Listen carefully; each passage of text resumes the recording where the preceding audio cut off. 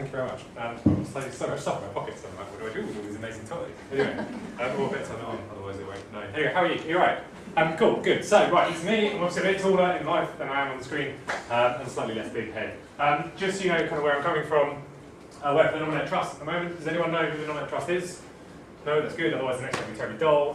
So Nominet Trust is like a social investor and a grant maker who supports projects that solve social challenges using technology, right? But it's not about adding digital to existing services. It's about rethinking the way that we can do this, yeah, using the unique affordances of tech.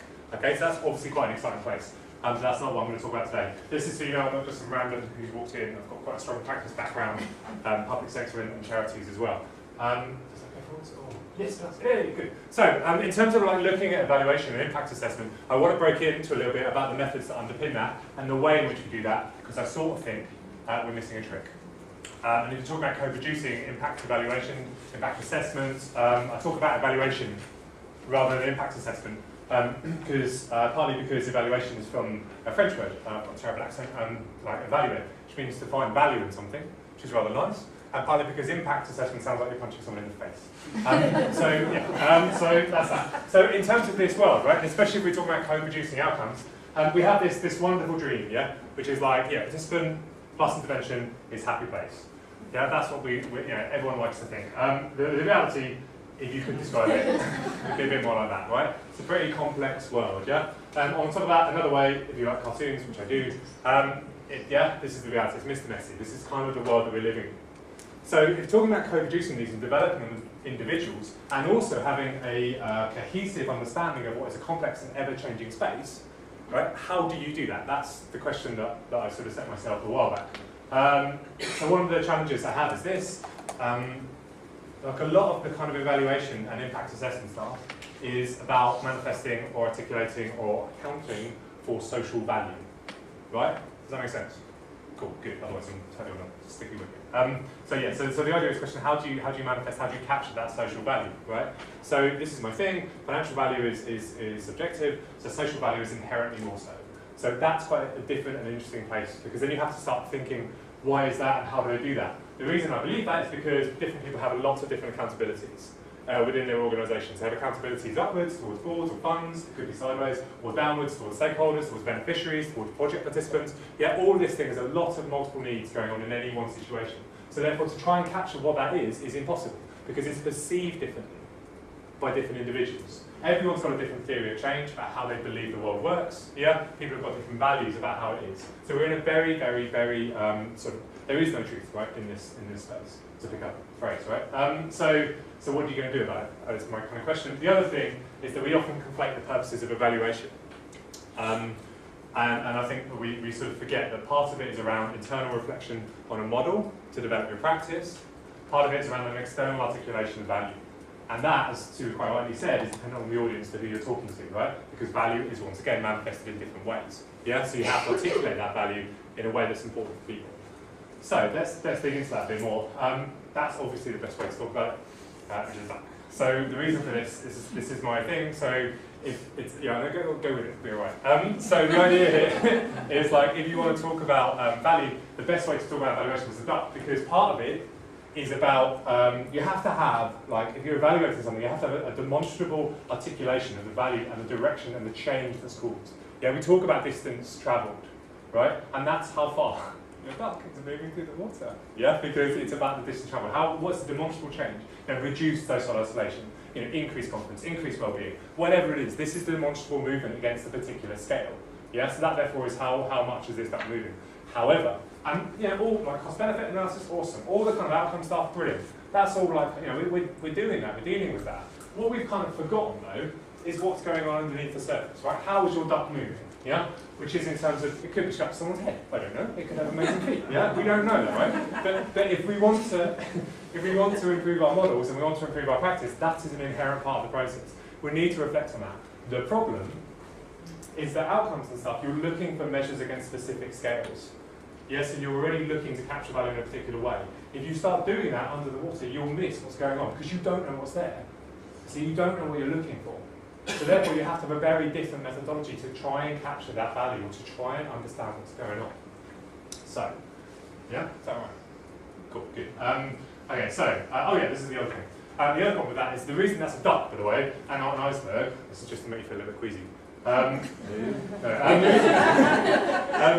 reason it's a duck and not an iceberg is because an iceberg is static, yeah? That's not the world that we live in, yeah? Thank God, it'll be so dull. And things change and move all the time, right? So what was once an effective method is now no longer, yeah? What is truth, yeah, is now no longer the case. What evidence exists is now no longer the case. This is a picture of Paris in 2010, allegedly, if you lived in 1905, yeah? The point about this is our future thinking is inherently rooted in our perception of things now. So they're not thinking about planes, they're thinking about Zeppelins, because that's what they had in 1905, right? So the point is we can't really project. So all this stuff we have around mapping theories of change, and I use them, they're important, but they will always be wrong, because we can never predict what's going to happen. Therefore, we need a different approach, something which is responsive to the environment, yeah, which is able to capture that. I'm not saying don't do the above the line stuff, that's important for the reasons I've articulated. I'm saying you need the below the line stuff, because that's about understanding how you change. So, right, how are we going to do that? It's all right, I've got 4 minutes. So the reason to do it is this is a really useful model. If you do nothing else today other than eat and use a toilet, take this away and go and look it up. So based on, I won't bore you with the details, something called complexity theory basically says stuff's pretty complex. Yeah, even lots of simple rules in a space added up means to a very complex environment. And that's the reality of the world that we live in. What this says is instead of looking for just one measure across the top, it says understand how you're engaging with your environment, yeah? Or to put it another way, like how is your duck in the water, yeah? That's kind of what's going on. And the problem is, you know, in terms of looking towards best practice, this is really a simple space where we think about x plus y plus z equals whatever left, like a needle or something, yeah? So that's, yeah? We think a lot of interventions are like this. The reality actually is, and this is kind of what we talk about best practice, actually the world that we live in is quite complex. We don't really know that. Maybe if you know a lot about space, you can talk about good practice. There's lots of different possibilities for you to do in a particular situation. So that's best practice. But the reality is when we're developing interventions or we're operating in a complex and changing space, you know, we can't really know, right? So therefore we have to develop something to deal with that. And the other problem with that is if we treat things like a simple space, yeah, we will have a simple understanding of context, which means we'll miss things. That's a really bad place to be, right? I'm getting a bit sick. So, yeah, and this is the reason there's a little cliff here is because you continue to use the same systems and approaches in a simple space, you will eventually fall into chaos because you miss how things are changing around you. Yeah? I don't know if anyone, that sounds familiar to anyone. So that's Roy Walker. The reason for that is because we understand our complex space, we have to be getting continual snippets of information.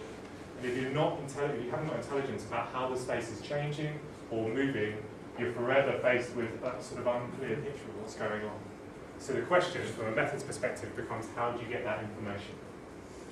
This is what I'd like to share with you now from a very practical level. At some point in history, someone thought that was a good idea. That's there to talk about feedback loops, right? So what I've talked about is how do you get information consistently from the environment in an open way? Yeah, that's the solution that we're looking for on a very practical level. How to do this? I've got 3 key suggestions for you. 3. One of which is going directly to the people that you work with. This is where the co-producing stuff comes in. There are a myriad operational methods that have been developed in many fields, which we should be picking up and using. Yeah, things like if you come across most significant change technique as a story thing, very simple, open source. You can pick it up for free on the internet. Asking people you work with the most significant change in intervention has had on their lives. You aggregate those together, you start to build a very diverse picture of what change has happened outside of your traditional above-the-line measures. That makes you aware of the added value that the intervention you have is developing. There's a whole bunch of other ways you can do that in a slightly more interesting way these days, like participatory video, participatory photo approaches that enables you to have a better understanding of the geographical space in which you're operating and what environments are important for people, where change is situated. That's very easy because people have got cameras on their phones mostly these days, yeah? You can get that together, aggregate it digitally, boom, you've got an amazing thing you can shift out to funders as well, right? That's nice, yeah? So there's a whole bunch of stuff. Happy to talk more about those if you want to. Second thing, storytelling evaluation. I've got this is something I'm trialing at the moment. Basically, you capture stories from individuals you work with. They articulate what that story is about within a framework that you give them.